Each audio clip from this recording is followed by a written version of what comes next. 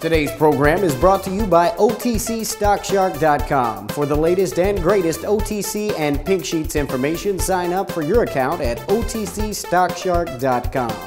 Thank you for tuning in to TBC Today. I'm Brandon Vincent. And I'm Angelina Soriano. In today's health news, for generations, the prototypical search and rescue case in America was Timmy in the well, with Lassie barking insistently to summon help. Lost children and adolescents generally outnumbered all others. But last year, for the first time, another type of search crossed into first place in Virginia, marking a profound demographic shift that public safety officials say will increasingly define the future as the nation ages. Wandering, confused dementia patients. Miss Matchett suffers from a form of dementia that attacks the brain, like Alzheimer's disease, and imposes on many of its victims a relentless urge to head out the door.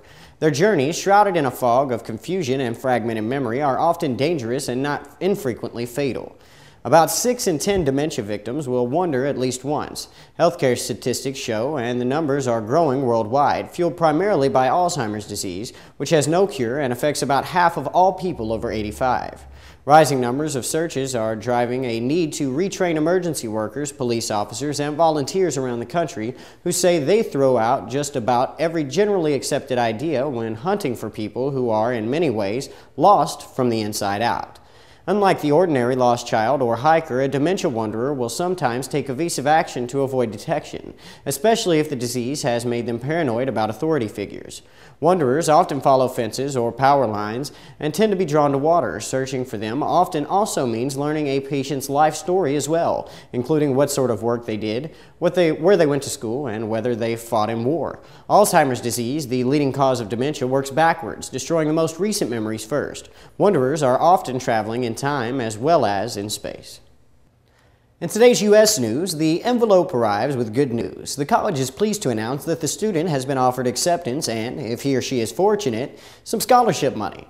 But in this busted economy, more parents are saying they need more money and are filing appeals. Then the waiting starts again. The job of delivering that news falls to people like Sandra Oliveira, the executive director of the Financial Aid Office at Providence College. Ms. Oliveira is spending this week plowing through a stack of 100 appeals from high school seniors who have been accepted for the next freshman class, but who say they cannot afford to attend. Each packet contains a heartfelt plea for more aid than the college offered initially, to offset the impact of recent job losses, plunges in home values, or other financial setbacks. Ms. Oliveira's emotional, painstaking task is playing out on hundreds of campuses, in advance of the May 1st deadline for tuition deposits from many incoming freshmen. Providence, like other colleges, is under its own financial constraints. As its costs rise and its endowment ebbs, while avoiding the layoffs and furlongs that other universities, both public and private, have done, Providence is raising its fall freshman year tuition and other fees by 19% this fall, to more than $53,000. For families and institutions, the process that might ease those tuition expenses can be as daunting as some federal tax forms. Offices like Ms. Oliveira's collect information on a family's wages, savings, home equity, and other assets, as well as how many siblings might be attending college. Then, using a combination of federal formulas and policies unique to its own campus, Providence, like its counterparts, will arrive at an award offer. At Providence, one of every $3 in the operating budget, or nearly $50 million, is spent on financial aid, and nearly 3 of every 4 students receive some sort of scholarship help. The average direct scholarship based on need last year was more than $17,000. In today's entertainment news, Elizabeth Hasselbeck has apologized to Erin Andrews publicly and privately for comments she made about Erin's choice of attire on Dancing with the Stars. Speaking tearfully on The View the next day, Hasselbeck said she regretted the remarks in which she said Andrews' convicted stalker could have avoided prison and seen almost as much of Erin by watching this season's of the hit ABC series Dancing with the Stars. Andrews told People that Hasselbeck's remarks were a slap in the face to victims of stalking and sexual predators. Hi, I'm fitness celebrity Jennifer Nicoli. And if you're busy like me, then stay tuned because I'm excited to share with you the most innovative piece of exercise equipment ever. Introducing the Ab Circle Pro, the fastest, easiest way to have the flat washboard abs and the sexy V-shape you've always wanted. Are you struggling to lose those love handles nobody loves? Now there's a machine so advanced, it targets your entire core, upper, middle, and lower abs, and even your obliques, all in one circular motion as it aerobically burns fat in just minutes a day. The secret is the Ab Circle Pro combines cardio and abs to burn fat, while its unique friction-free track uses the momentum of gravity to target your entire midsection in a full circular motion, firing your core like no other machine has ever done. You'll firm and flatten your stomach in just weeks, not months. We guarantee it. Best of all, it's fun and easy and takes just 3 minutes a day. And watch this. Simply remove the pin, and the Ab Circle Pro becomes a fat-burning bun and thigh machine. On the Ab Circle Pro, I lost almost 3 dress sizes in a few short weeks. With the Ab Circle Pro system, I've now lost 60 pounds, I feel great, and I'm one hot mama. And now,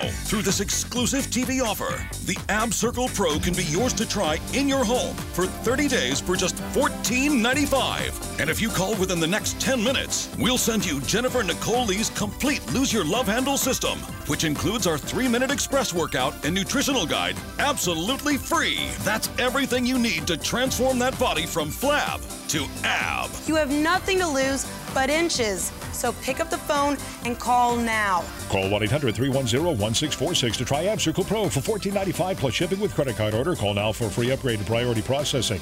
That's 1-800-310-1646. Call now or order online at www.tryabcircle.com. In today's financial news, an uptick in the dollar and a slide in commodity prices weighed on the stock market, though the moves in major indexes were smaller than in recent days. Industrial, energy, and material stocks led the way lower, though gains in other categories helped to limit the market's losses. Upbeat earnings news helped the financial sector, while consumer staples and healthcare benefited as some buyers returned to the market looking for relatively low-risk plays. The Dow Jones Industrial Average recently slipped 51 points, or 0.5%. The Dow has posted triple-digit point moves in 5 of the last 6 full trading sessions, shedding 0.6% over that stretch.